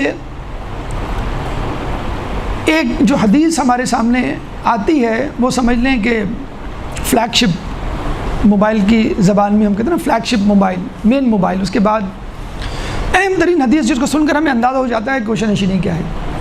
گوشہ نشینی عبادت ہے, دیٹس اٹ. بہت کافی ہے گوشہ نشینی کی افادیت کو بیان کرنے کے لیے. یعنی اگر آپ گوشہ نشینی میں بیٹھ گئے, تنہائی میں بیٹھ گئے بس آپ نے, کیوں؟ کیونکہ اپنے آپ کو آپ نے گناہوں سے, کئی گناہوں سے, ابھی اس کا تذکرہ آگے آئے گا, کئی گناہوں سے بچا لیا. جب انسان گناہوں سے بچتا ہے تو اللہ کی اطاعت کرتا ہے. جب آدمی واجبات ادا کرتا ہے تو اللہ کی اطاعت کرتا ہے, اور جب اس کی نافرمانی سے بچتا ہے تو بھی اللہ کی اطاعت کرتا ہے. اصل چیز اطاعت ہے. علماء اعلام فرماتے ہیں نیکیوں سے زیادہ گناہوں سے بچنا ضروری ہے. تو گوشہ نشینی گناہوں سے بچنا ہے, یہ اطاعت ہو گئی, اس لیے گوشہ نشینی عبادت ہے. اس کے بعد برے لوگوں سے الگ رہنا یا برے لوگوں سے الگ رہنے میں ساری بہتری ہے. دیکھا جائے اگر آپ برے لوگوں سے الگ رہیں گے تو بری عادتیں آپ کے اندر پیدا نہیں ہوگی, بہتری پیدا ہوگی. پھر اس کے بعد جو لوگوں سے زیادہ میل جول رکھتا ہے اس میں کوئی سلامتی نہیں, یا لوگوں سے زیادہ میل جول رکھنے میں کوئی سلامتی نہیں. آج کل سوشل میڈیا کا دور ہے, سوشلائزیشن کا دور ہے. جو تنہا رہتا ہے, گوشہ نشین رہتا ہے, چپ رہتا ہے, لوگ کہتے ہیں بیوقوف ہے, اس کو کچھ آتا جاتا نہیں, اس کو معلوم ہی نہیں ہے لوگوں سے کیسے بات کی جاتی ہے. اور جو سوشلائز ہے لوگ کہتے ہیں بھائی ماشاءاللہ بڑا بولڈ ہے, بلکہ لڑکیوں کے لیے کہا جاتا ہے بڑی بولڈ ہے ماشاءاللہ, تو ہر کسی سے بات اپنی میل کزنس کے ساتھ دیکھیں کتنی بولڈ انداز سے بات کرتی ہے, چپ کرا دیتی ہے تو اپنے بڑے بڑوں کو. افسوس کے ساتھ کہنا پڑتا ہے کہ لڑکیاں اپنے فیس بک پہ لکھتی ہیں thanks God I have 50,000 followers, I have 1 million followers. Array follower کا اردو ترجمہ معلوم ہے آپ کو؟ پیچھا کرنے والے. ہمارے زمانے میں اگر کوئی لڑکی گھر آ کے کہہ دیتی تھی کہ میرا کوئی پیچھا کر رہا ہے تو گھر کے مرد ڈنڈے لے کے نکل جاتے تھے. اور آج کل کی لڑکیاں بڑے فخر سے باپ کے سامنے کہتی ہیں بابا میرے 100 فالوورز ہو گئے. آپ اردو میں بول دیں تو پھر دیکھیے شاید کچھ معرفت ہو آپ کے باپ کو, بھائی کو کچھ غیرت آئے, بابا میرے پیچھے جو ہے 100 لڑکے یا 100 لوگ پیچھے لگے ہوئے میرے. تو کیا یہ اچھی بات ہے اخلاقی طور پہ کوئی عورت, کوئی لڑکی یہ کہے کہ میرے اتنے فالوورز ہیں بڑے فخر سے؟ اور کیا ہے وہ سب فرینڈ شپ ریکویسٹ ہے. کوئی انکل کہے کہ آپ کو جوائن نہیں کرتا کہ میں آپ کا انکل ہوں, ایز اے برادر, فرینڈ. اس فرینڈ شپ نے سارا کام خراب کیا ہوا ہے. وہ آنٹی ہوں گی لیکن وہ بھی ایز اے فرینڈ لوگوں کو ایکسیپٹنس دے رہی ہیں، ایڈمٹ کر رہی ہیں آپ کے فرینڈ. تو خدا را یہ جو فرینڈشپ ہے، یہ جو سوشل سرکل ہے، یہ وہی ہے جس کے بارے میں مولانا نے فرمایا کہ بے جا میل جول میں کوئی سلامتی نہیں ہے بلکہ اور زیادہ نقصانات ہیں. اور اگر آپ اپنے ہی جینڈر سے دوستی رکھیں بہت زیادہ، جسے کہتے ہیں سوشلائزیشن، تو آپ دیکھیے گا اس میں آپ جو ہے اور بھی زیادہ پریشانی میں مبتلا ہوں گے. جھوٹ ہے، حسد ہے، غیبت ہے، منافقت ہے، پتہ نہیں کیا کیا آپ کو کرنا پڑتا ہے لوگوں سے بنا کے رکھنے میں. جیسے نہیں کہ بنا کے رکھنی پڑتی، آپ کو کیا معلوم، آفیسز میں تو ایسا ہوتا ہی ہے، پولیٹکس جسے کہتے ہیں. تو بے جا میل ملاپ میں کوئی سلامتی نہیں. اچھا، اب آپ یہ کہیں گے سر یہ بڑا مشکل کام ہے آج کل کے دور میں، سوشل دور میں آپ بہت مشکل بات کر رہے ہیں. حدیث میں آیا ہے، کوئی میری بات یا کسی کا تبصرہ نہیں، عالم کا، معصوم کی روایت ہے، جس کو خلوت کا مزہ، جو خلوت کا مزہ چکھ لے وہ اپنے آپ سے وحشت کرنے لگتا ہے. لوگوں سے نہیں، لوگوں سے تو وحشت کرتا ہے لیکن اپنے آپ سے بھی وحشت کرنے لگتا ہے. کیوں؟ اپنا آپ کیا ہے؟ اپنا آپ کا نفس ہے. آپ کا جسم تو حقیقت میں آپ کا لباس ہے. اصل چیز آپ کی شخصیت میں آپ کا نفس ہے. یہ نفس جب آپ خلوت میں ہوں گے تو کہے گا چلو بھائی پانی پی کے آتے ہیں، چلو بھائی ذرا کھانا پینا کرتے ہیں، چلو بھائی چلا باہر گھوم کے آتے ہیں، چلو بھائی ذرا فلاں سے بات کرتے ہیں. ہوتا ہے نا. اب آپ مجھے بتائیے، آپ سب لوگوں نے امتحان کا دور گزارا ہوگا. جب آپ کے امتحان سر پر ہوتے ہیں، کوئی آپ سے کہے بھی کھانا کیا کھاؤ گے، تو آپ کیا جواب دیتے ہیں؟ بریانی، متنجن، قورمہ، نہاری، کچھ نہیں، جو پکا لے امی، کوئی مسئلہ نہیں ہے، میرا امتحان ہے، مجھے کچھ سمجھ میں نہیں آ رہا. بیٹا کل پیپر ہے تمہارا، کیا تم پہن کے جاؤ گے؟ ارے بھائی کوئی بھی لباس، کوئی مسئلہ نہیں ہے. آپ کتنے بجے سو گے؟ میں کچھ نہیں کہہ سکتا، ابھی تو بہت باقی ہے، نیند آئے گی تو سو جاؤں گا میں. اور پھر سوتے ہیں، پھر صبح اٹھ کے بیٹھ جاتے. کیا وہ بیٹا؟ نہیں، نیند نہیں آ رہی مجھے، جو ہے وہ پڑھنا ہے. تو آپ کو نہ لباس کا ہوش، نہ آپ کو کھانے کا ہوش، نہ آپ کو نیند کا ہوش، نہ آپ کو دوستوں کا ہوش. آپ سائلنٹ کر دیتے ہیں، کال کاٹ دیتے ہیں، منع کر دیتے ہیں، سوری میں مصروف ہوں. تو خلوت میں بھی آپ کا نفس آپ کو ابھارتا ہے کہ بس بہت ہو گئی عبادت، کیا اتنی لمبی لمبی دعائیں، اذکار، تعقیبات، بس فرض پڑھ لی، بس بھاگو. تو آپ اپنے آپ سے وحشت کرتے ہیں کہ بھئی کیا مسئلہ ہے، میں اللہ سے راز و نیاز کر رہا ہوں اور تم مجھے کہہ رہے ہو کہ بھئی نکلو یہاں سے. تو انسان اپنے آپ سے وحشت کرتا ہے، یعنی اپنے نفس کی خواہشات کا برا مناتا ہے کہ تم مجھے کیوں روک رہے ہو، میں اللہ تعالیٰ سے قرب حاصل کرنا چاہتا ہوں. اور پھر اس کی وجہ بھی امام نے بتا دی کہ انسان اپنے آپ سے وحشت کیوں کرتا ہے. دوسری روایت میں آیا ہے کہ جو لوگوں سے الگ تھلگ ہو جاتا ہے وہ اللہ سے مانوس ہو جاتا ہے. ماذا وجد من فقدک وما الذی فقد من وجدک، کہ جس نے تجھے کھو دیا اس نے کیا پایا، اور جس نے تجھے پا لیا اس نے کیا کھویا.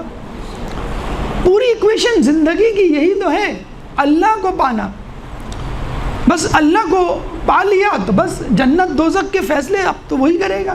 جب میں اللہ کا، اللہم الرفیق الاعلیٰ، یہ آخری جملہ تھا رسول اللہ کا دنیا سے جاتے ہوئے. تو جب اللہ کو آپ نے دوست بنا لیا تو کیا دوزخ، کیا جنت، کیا برزخ، کیا زندگی، ہر جگہ عافیت. تو اللہ تعالیٰ اپنے دوستوں کو اکیلا نہیں چھوڑتا. اللہ تعالیٰ سے دوستی کیجئے. اللہ تعالیٰ سے ایک فرینڈشپ ریکویسٹ آ گئی، ان ہزاروں لاکھوں فرینڈشپ جن پر آپ فخر کرتے ہیں.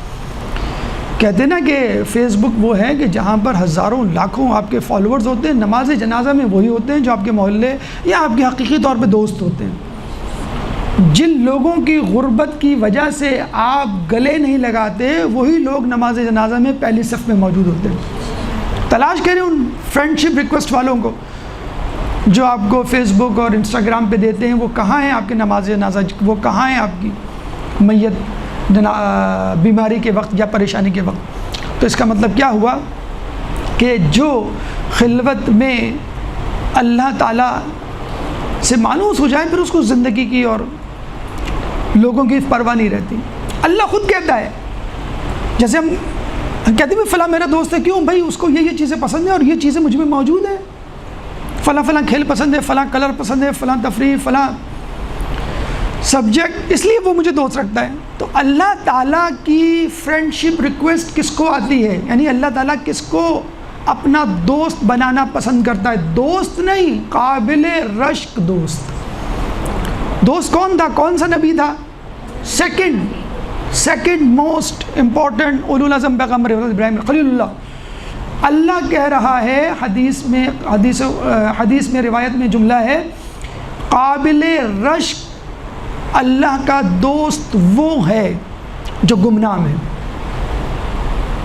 جس کا رزق بقدر ضرورت اس کو ملتا ہے، جس کی میراث کم ہوتی ہے، جس پہ رونے والے کم ہوتے ہیں۔ ہم فکر میں ہوتے ہیں کہ ہم مر جائیں گے تو جنازے میں اتنے لوگ نہیں ہوں گے، اتنے لوگ نہیں ہوں گے۔ یہاں اللہ کہہ رہا ہے کہ کم ہوں گے تمہارے جنازے میں۔ کائنات کے بہترین افراد پنجتن تھے۔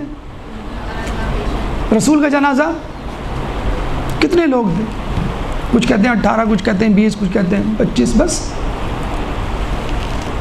مولا کا جنازہ رات کے اندھیرے میں چند افراد۔ بی بی کا جنازہ قبر اب تک نہیں معلوم، گمنام۔ حسن مجتبیٰ کا جنازہ جنازے پہ تیر۔ امام حسین کا جنازہ تیروں پر۔ یہ تھے پنجتن پاک، کائنات کے عظیم ترین لوگ، جنازے اور میت۔ اور تو کہنے کا مقصد یہ ہے کہ اس کی فکر نہ کریں کہ میرے جنازے میں کم لوگ ہوں گے، یا میرے رونے والے کم ہوں گے، یا میری میراث کم ہے تو لوگوں کو کم ملے گا، دعائیں نہیں۔ گمنام لوگ، کم میراث چھوڑ جانے والے لوگ، جن پر کم گریا، جن کے بارے میں پتہ ہی نہیں۔ بلکہ ایک اور آگے کی بات، ہم کہتے ہیں متقی انسان اللہ کا دوست ہوتا ہے۔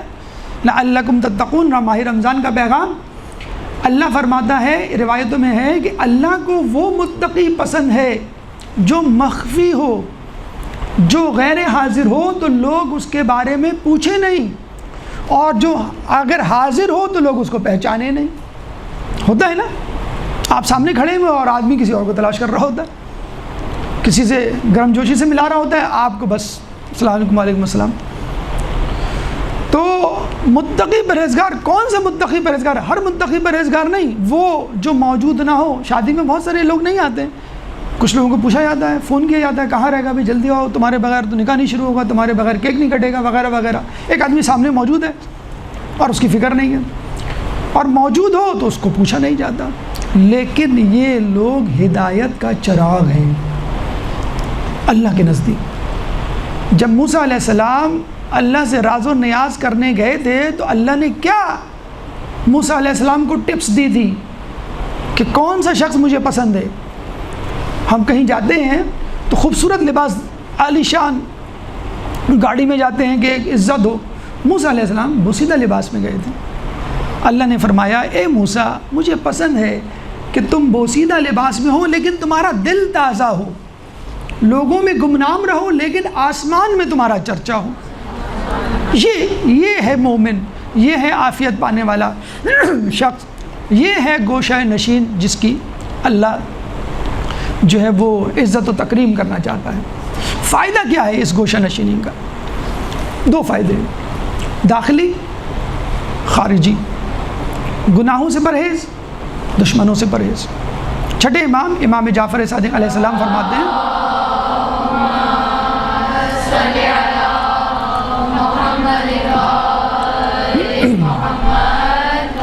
چھٹے امام فرماتے ہیں کہ اگر تم اپنے اوپر یہ لازم کر سکو کہ گھر سے نہ نکلو تو نہ نکلو، ورنہ تم پر کئی پابندیاں ہوں گی کہ غیبت نہیں کرنی، جھوٹ نہیں بولنا، حسد نہیں کرنا، تسنع نہیں کرنا، ریاکاری نہیں کرنی، دو روئی اختیار نہیں کرنی، ڈائکوٹومی، منافقت نہیں کرنی۔ یہ ہے نا، یہ تو 6 مثالیں تھیں امام نے، یعنی جتنے بھی گناہ جن میں ملوث ہو سکتے ہیں، غیبت عموماً کیا جاتا ہے، جھوٹ بولا جاتا ہے، حسد کیا جاتا ہے، ریاکاری، تسنع، دو روئی، یہ سب چیزیں لازم۔ جیسے مولا کا ایک اور قول ہے کہ بولنے سے پہلے لفظ تمہارے غلام ہوتے ہیں اور بولنے کے بعد تم اس کے غلام بن جاتے ہو، یعنی تمہیں ثابت کرنا ہوتا ہے جو تم نے کہا۔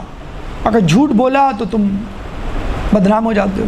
تو اسی طرح جب آپ اندر رہتے ہیں، گوشہ نشین ہیں، تو کوئی غیبت نہیں، کوئی جھوٹ نہیں، کوئی حسد نہیں، کسی کو نہیں دیکھ رہے، کوئی تسنع، کوئی فریب کاری، ریاکاری، دو روئی نہیں. باہر نکلے کسی نہ کسی سے ملنا ہوگا.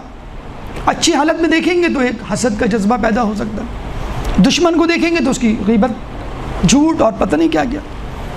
تو انسان گناہوں سے بچتا ہے. یہ اولین سیلف ڈیولپمنٹ، خود سازی کی طرف پہلا قدم.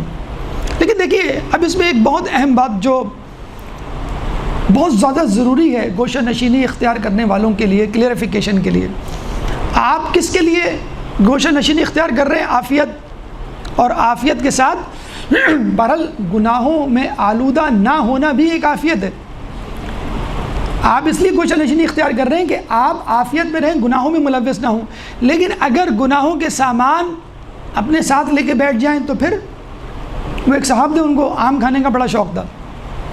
ایک دفعہ رمضان گرمیوں میں آ گئے تو آم بھی گرمیوں میں ہوتے ہیں. اب ان کو عادت تھی 24 گھنٹے آم. ان کے دوست ان سے ملنے کے لیے گئے تو دیکھا گھر میں بیٹھ کے دوپہر میں وہ آم کھا رہے ہیں. تو بہت ان کو لتاڑا کہ جناب یہ کیا کر رہے ہیں آپ؟ ماہ رمضان آم پسند ہے کوئی بات نہیں، لیکن ماہ رمضان، ارے ماہ رمضان میں تو شیطان بھی بند ہوتا ہے. تو وہ صاحب کہنے لگے تمہیں پتہ نہیں شیطان اسی کمرے میں تو بند ہے. تو اگر آپ گوشہ نشینی اختیار کریں اور اس گوشہ نشینی میں شیطان جو اس وقت یہ ہے اس کو لے کے بیٹھ جائیں، اب شیطان بھی نہیں کہہ سکتے کیونکہ اسی کے ذریعے سب کچھ، بلکہ ہمارا پرنٹ آؤٹ بھی اس کے ذریعے پہنچے گا آپ تک. اس کو شیطانی طریقے سے استعمال کیا، انٹرنیٹ، ٹی وی، موبائل، تو پھر جسے کہتے ہیں کہ وہ گوشہ نشینی کسی کام کی نہیں. اعتکاف میں لوگ بیٹھتے ہیں، واٹس ایپ میسیجز، فیس بک، کراچی کی خبریں، CNN، BBC، ہر چیز چل رہی ہوتی ہے. مجھے بتائیں اس اعتکاف کا کیا فائدہ ہوا جس سے آپ وہی چیز کر رہے ہیں جو اب حد یہ ہو گئی ہے. اگر آپ کو درس سننا ہے، مجلس سننی ہے، یہ جو درس آپ سنیں گے شاید اس سے پہلے بھی یہی ہو، پہلے ایڈ آئے گا. پہلے آپشن تھا اسکپ دا ایڈ، آپ اسکپ کر لیا کرتے تھے. اب کیا آتا ہے؟ The video will be played after the add.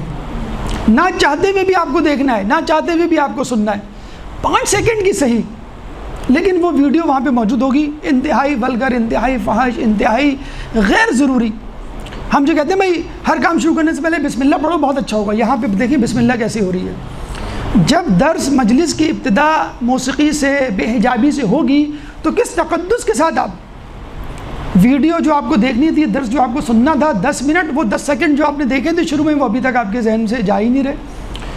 اور اب تو یہ ہونے لگا ہے اب درس سنتے سنتے سنتے جہاں اہم نقطہ کوئی ذاکر بیان کرنا چاہتا ہے ایک دم سے ایک اور ایڈ آ جاتا ہے اور پھر لکھا ہوا آتا ہے if you don't want the ad you have to pay اتنے آپ کو ڈالر. کتنی مصیبت میں ہے آج کل کا انسان. مجبوری ہے لیکن انٹرنیٹ بھی جسے کہتے ہیں کہ ضروری ہے. یہ وہی موبائل تھا کہ جس کو اساتذہ اپنے ہتھوڑوں سے توڑتے تھے کہ جو کوئی موبائل لے کر آیا اس کا ہم موبائل توڑ دیں گے. آج وہی موبائل پلیٹ میں رکھ کے پیش کیا جا رہا ہے کہ بیٹا آن لائن کلاسز آپ کو اسی سے لینی ہے. اب تو دینی مدارس میں ویڈیو والا موبائل کہتے ہیں اس پہ پابندی لگ گئی ہے. بہرحال کہنے کا مقصد یہ ہے کہ اب ہم ایسے دور میں رہ رہے ہیں کہ جس میں ان چیزوں سے بچنا ناممکن نہیں تو مشکل ضرور ہے، لیکن اسی میں ہی آپ کو راستہ تلاش کرنا ہے. ہم بچپن میں حدیث سنتے تھے کہ لوگوں پہ اتنے زیادہ فتنے آئیں گے ایک زمانے میں کہ اگر کوئی شخص اپنے گھر کی کھڑکی سے فتنے کو دیکھنے کی کوشش کرے گا تو فتنے اس کو اچک لیں گے. تو ہم کہتے تھے بھائی یہ کیسے ہو سکتا ہے کہ انسان جو ہے اپنے گھر کی کھڑکی سے چار دیواری میں کھڑکی سے دیکھے فتنہ اس کو اچک لے. تو پتہ چلا جب بڑے ہوئے انگلش سیکھی تو کہ کھڑکی کو انگلش میں ونڈو کہتے ہیں. اور پھر ونڈو 98 آئی، ونڈو XP آئی، ونڈو 10 آئی. اسی ونڈو کے ذریعے تو آپ فتنوں تک پہنچ رہے ہیں، موسیقی تک اور بے حجابی تک، اور پھر وہی چیزیں ہمارے بچوں کو اچک رہے ہیں، ہائی جیک کر رہے ہیں. تو گوشہ نشینی ہو. پہلے کیا ہوتا تھا، اگر بچہ شیطانی کرتا تھا، بگڑتا تھا، شرارت کرتا تھا، گالم گلوچ کیا کرتا تھا، تیور بدل جاتے تھے تو ماں باپ اس کو کمرے میں بند کر دیتے تھے. اب کمرے میں بند ہو تو لوگ کہتے ہیں پتہ نہیں کیا کر رہا ہے اندر، کس سے باتیں کر رہا ہے، کیا دیکھ رہا ہے. بیٹا دکھاؤ تو کیا دیکھ رہے ہو. امی دیکھیں آپ خواہ میں شک کرتی ہیں، 2 ونڈو کھولی ہوئی ہیں، فوراً کراس پہ کلک کیا اور تو فوراً ہسٹری چیک کر لیں آپ. خیر یہ بھی مناسب نہیں ہے سب کے سامنے اس کو ذلیل کرنا، تو کہے گا کہ بس اب ذلیل تو ہو گئے بس اب. تو بہرحال اب یہ حالات ہو گئے ہیں کہ آپ یہ نہیں کہہ سکتے بیٹا نہ کرو. آپ کو یہ بتانا چاہیے بیٹا اس کے کیا نقصانات ہیں. بد نظری کے حوالے سے کہا جاتا ہے کہ جو نامحرم پہ لذت کی نگاہ ڈالتا ہے گویا ایسا ہے جس نے مولا علی کو 60 مرتبہ قتل کیا. ابن ملجم کے برابر نہیں، ابن ملجم کا 60 گنا. یہ حدیث سنائیں اپنے بچوں کو کہ بد نظری کرنے والے کے آنکھوں میں سرخ سلاخیں ڈالی جائیں گی روز محشر جب تک اس کا فیصلہ نہیں ہو جاتا. جب فیصلہ ہوگا تو اس کو جہنم میں ڈال دیا جائے گا. روز محشر کا ایک دن 50,000 سال کے برابر ہے. ایک دن، اب پتہ نہیں کتنے دن لگے. تو کہنے کا مقصد یہ کہ یہ لوازمات، گناہ کے انبار، گناہ کے آلات، گناہ کے ذرائع ساتھ لے کے بیٹھیں گے تو گوشہ نشینی کا کوئی فائدہ نہیں. گوشہ نشینی کے بغیر چارہ بھی نہیں ہے. آپ بہتر انسان، ارے انبیاء کے لیے لازم ہے. حدیث رسول ہے کہ کوئی پیغمبر، کوئی جانشین اس کا ایسا نہیں گزرا کہ جس کو شروع میں یا آخر میں گوشہ نشینی سے نہ گزارا گیا ہو. آدم علیہ السلام جنت میں گوشہ نشین تھے. ابراہیم علیہ السلام 13 سال تک غار میں گوشہ نشین رہے.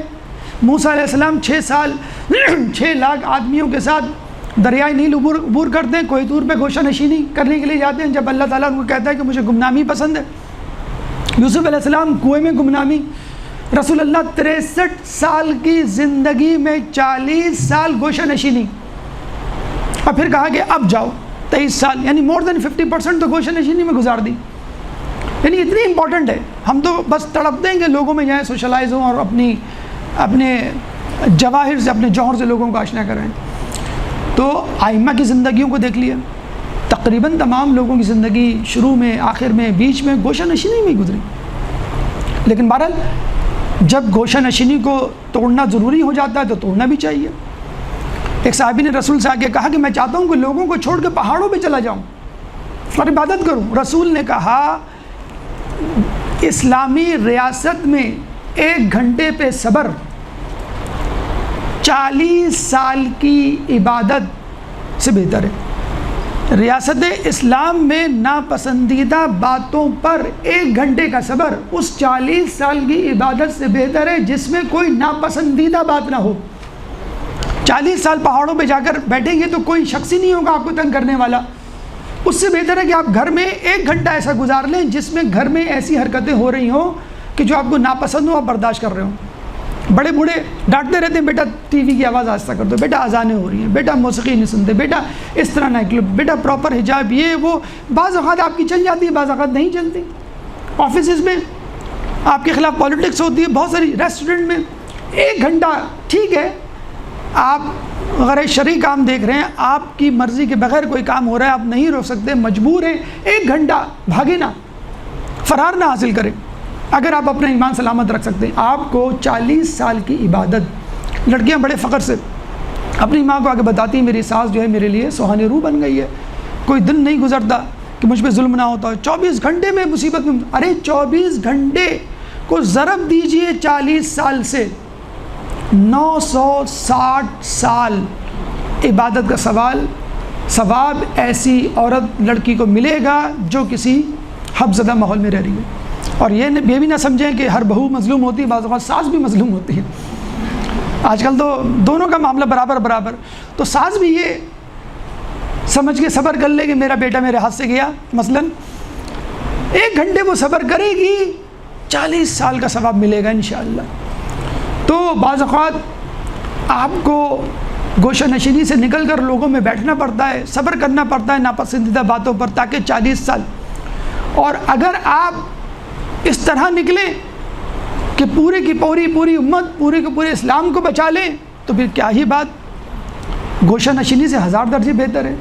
نکل کر خانہ خواہوں سے ادا کر رسم شبیری کہ فقر خانہ خواہی ہے فقط اندوہ دلگیری. کہ بس اوقات آپ کو نکلنا پڑتا ہے تلوار اور گوشہ نشینی، آپ کو حج چھوڑنا پڑتا ہے، اعتکاف اور گوشہ نشینی تو بہت دور کی بات. آخر میں خاموشی جو کہ گوشہ نشینی کے بعد آتی ہے، یعنی گوشہ نشینی 9 حصے 9 جز، اور خاموشی ہے کہ درود پڑھ دے محمد والے محمد پہ.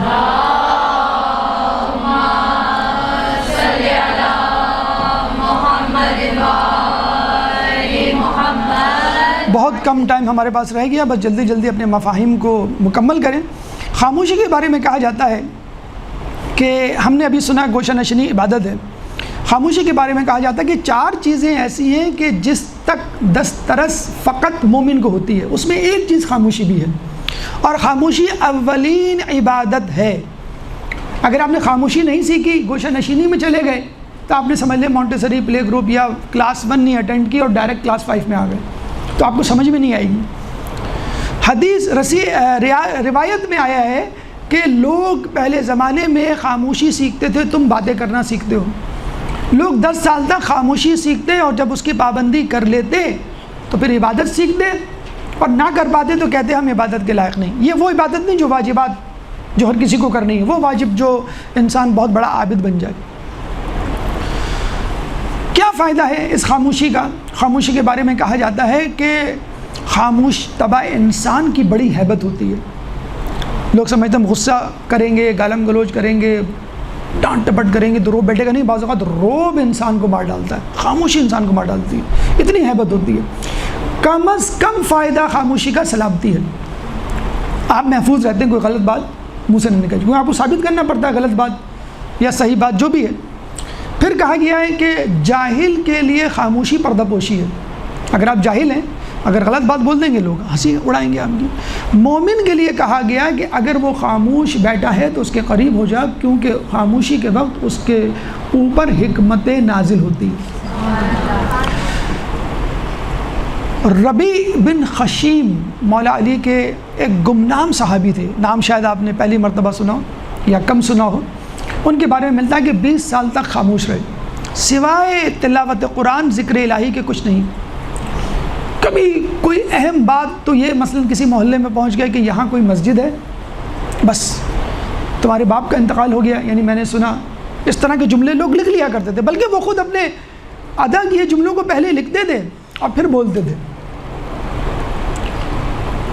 اور رات کو بیٹھ کر ان الفاظوں کو گنتے تھے، کتنے الفاظ میں نے بولے، اس میں سے اضافی الفاظ کتنے، ان پہ مغفرت طلب کیا کرتے تھے۔ رات کو سونے سے پہلے کہاں سوتے تھے؟ ہمیں تو نرم گرم موٹا بستر اور پنکھے کے نیچے ہوا اور اے سی کے ساتھ، جس پہ لڑائیاں ہوتی ہیں روزانہ رات کو بہن بھائیوں میں کہ میں یہاں سوؤں گا، میں یہاں سوؤں گا۔ کہاں سوتے تھے؟ بستر پہ، دری پہ، فرش پہ، زمین پہ؟ جی نہیں، ان میں سے کسی چیز پہ نہیں سوتے تھے۔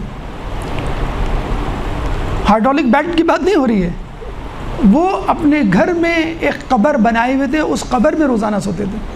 بتائیں آپ، اور سونے سے پہلے کیا کہتے تھے؟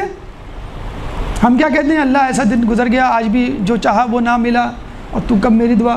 وہ کہتے تھے رب ارجعون لعلی اعلم صالحا، اے اللہ مجھے واپس پلٹا دے دنیا میں تاکہ میں کوئی نیک عمل کروں۔ اللہ نے آیت ان لوگوں کے لیے اتاری جو نافرمان لوگ تھے کہ اللہ مجھے واپس بھیج دے تاکہ میں کچھ عمل کروں، اور یہ خشیم، ربی بن خشیم کہہ کے سوتے تھے، اور جب صبح اٹھتے تھے تو کہتے تھے اے اللہ تیرا شکر ہے تو نے دنیا میں واپس مجھے پلٹا دیا تاکہ میں نیک عمل کروں۔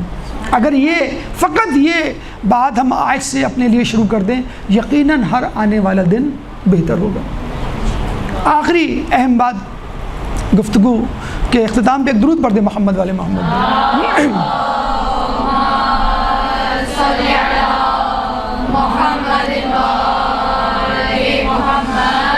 آپ نے کہا کہ سر آپ نے عافیت بھی سمجھا دی، گوشہ نشینی بھی سمجھا دی، خاموشی بھی، اگر سمجھ میں آ گئی وہ تو، اگر میں اس قابل تھا تو تینوں چیزیں سمجھ میں آ گئی۔ ایک آپ چیلنج کر سکتے ہیں، سر ہاؤ کین یو سے، آپ کیسے کہہ سکتے ہیں کہ یہ وہی زمانہ ہے جس کی طرف امام نے اشارہ کیا ہے؟ کیونکہ روایت اس طرح شروع ہوتی ہے کہ لوگوں پہ ایک ایسا زمانہ آئے گا کہ جب عافیت کے 9 حصے گوشہ نشینی اور ایک حصہ خاموشی، یہ وہی زمانہ ہے کیا؟ حدیث رسول ہے، اس سے اندازہ لگا لیجیے کہ وہ زمانہ ہے کہ حدیث رسول ہے۔ کیا حدیث ہے؟ لوگوں پہ ایک ایسا زمانہ آئے گا کہ جب کسی کا ایمان سالم نہیں رہے گا، لوگ اپنے بچوں کو لومڑی کے بچوں کی طرح لے کے گھومیں گے، جس طرح لومڑی درندوں سے بچاتی ہے نا، لوگ اپنے بچوں کو گناہوں سے بچانے کے لیے گھومیں گے۔ لوگوں نے پوچھا وہ کون سا زمانہ ہوگا؟ رسول نے فرمایا وہ زمانہ ہوگا جب معاش خدا کی نافرمانی کے بغیر ممکن ہی نہیں ہوگا۔ ہمارے ایک دوست، بلکہ یہی مولانا دانش ایک مسجد میں آپ کے مسجد القائم گئے وہاں پہ دعا کروائی رزق حلال کی، لوگ آ گئے نماز کے بعد، مولانا صاحب سب دعائیں کروا لیں، رزق حلال کی نہیں کروائیے گا، آج کل ممکن ہی نہیں۔ تو رسول سے جب پوچھا گیا کون سا زمانہ، تو رسول نے کہا وہ زمانہ جب رزق یا معاش اللہ کی نافرمانی کے بغیر ممکن ہی نہیں ہوگا، اور پھر یہ بھی فرمایا اس زمانے میں تجرد کی زندگی جائز ہوگی۔ تجرد کیا؟ گوشہ نشینی، تجرد کیا؟ خاموشی۔ تو بحیثیت ضرورت جتنی گوشہ نشینی اختیار کر سکتے ہیں اختیار کیجئے، بحیثیت ضرورت جتنی خاموشی اختیار کر سکتے ہیں اتنی حاصل کیجئے، کیونکہ ہمارے لیے خصوصی طور پہ بہت ضروری ہے۔ کیوں؟ انبیاء اور ان کے اوصیاء گوشہ نشینی میں دشمنوں کی وجہ سے گئے، اور ہمارے زمانے کی آخری حجت گوشہ نشینی میں اپنے دوستوں کی وجہ سے ہے کہ کب میرے دوست تیار ہوں تو میں اپنی گوشہ نشینی سے نکلوں۔ اللہ تعالیٰ سے دعا ہے کہ ہمیں ایسی گوشہ نشینی اور خاموشی عطا فرمائے کہ جس میں عافیت ہو۔ اللہ تعالیٰ سے دعا ہے کہ اللہ تعالیٰ ہماری اس عافیت کے ذریعے امام زمانہ کے ظہور میں تعجیل فرمائے، اور ان کے ذریعے اس دنیا کو عدل سے اس طرح بھر دے جس طرح یہ ظلم سے بھرے دیے۔ یا ولی العافیہ نسألک العافیہ ودوام العافیہ عافیت الدین والدنیا والآخرہ انک علی کل شیء قدیر۔ اللہ تعالیٰ سے دعا ہے کہ جو پریشان حال ہیں ان کی پریشانی کو دور فرما، جو بے روزگار ہیں ان کو رزق حلال عطا فرما، جو رزق حلال کما رہے ہیں ان کو رزق حلال میں برکت عطا فرما، جو مقروض ہیں ان کے قرضوں کو ادا فرما، جو زندان میں ہیں ان کو رہائی عطا فرما، جو سفر میں ہیں ان کو منزل عطا فرما، جو گمشدہ ہیں ان کو ان کے پیاروں سے ملا، کرونا اور اس جیسی متعدی بیماریوں سے ہم سب کو نجات دلا، دنیا میں جہاں جہاں مسلمانوں پر ظلم و ستم ہو رہا ہے ان سے ظلم و ستم کو دور فرما، امام کے ظہور میں تعجیل فرما، ہمیں ان کے انصار و آوان میں شامل فرما۔ ربنا تقبل منا انک انت السمیع العلیم وتب علینا انک انت التواب الرحیم برحمتک یا ارحم الراحمین۔ اللہ